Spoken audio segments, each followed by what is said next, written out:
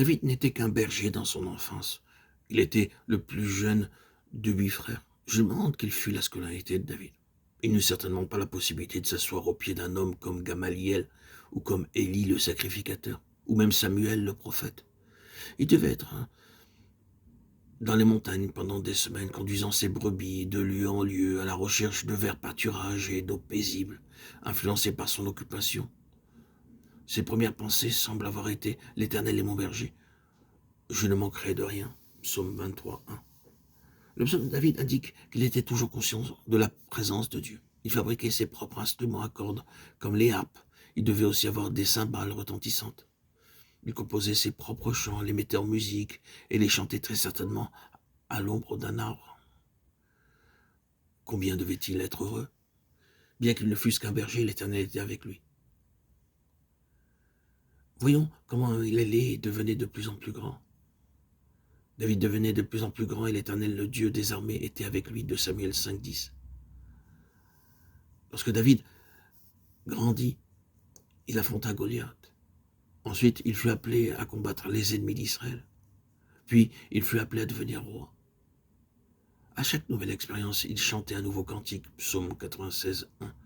Lorsqu'il courut à la rencontre de Goliath, il n'avait ni bouclier ni armure d'aucune sorte. Plus tard, il chanta le psaume 18. Il rend mes pieds semblables à ceux des biches. Mon bouclier, il est un bouclier pour tous ceux qui se confient en lui. Tu me donnes le bouclier de ton salut. Avec toi, je me précipite sur une troupe en armes. Avec mon Dieu, je franchis une muraille. Il exerce mes mains au combat et mes bras tendent l'arc d'airain. Dans toutes les expériences de sa vie comme berger, guerrier et roi, David était conscient de la présence du Seigneur. Comme roi d'Israël, David remporta victoire sur victoire. David mit des garnisons dans la Syrie de Damas, et les Syriens furent assujettis à David, et lui payèrent un tribut. L'Éternel protégeait David partout où il allait. 2 Samuel 8, 6. Nous avons ces paroles rapportées dans les Saintes Écritures.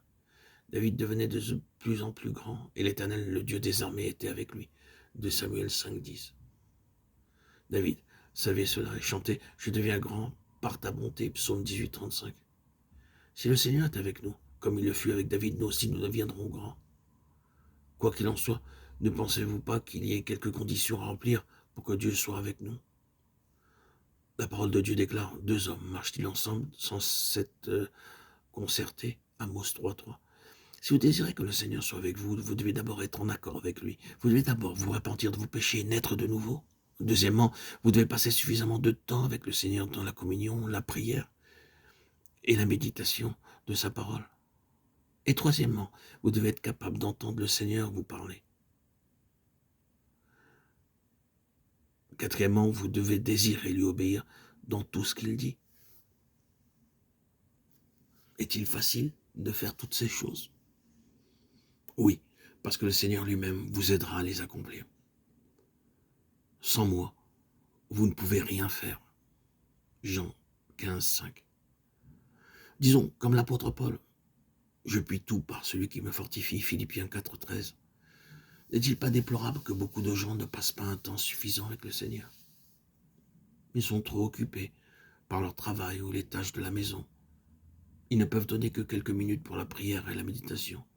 C'est pourquoi ils sont incapables d'entendre la voix douce et subtile du Seigneur. 1 Roi 19, 12.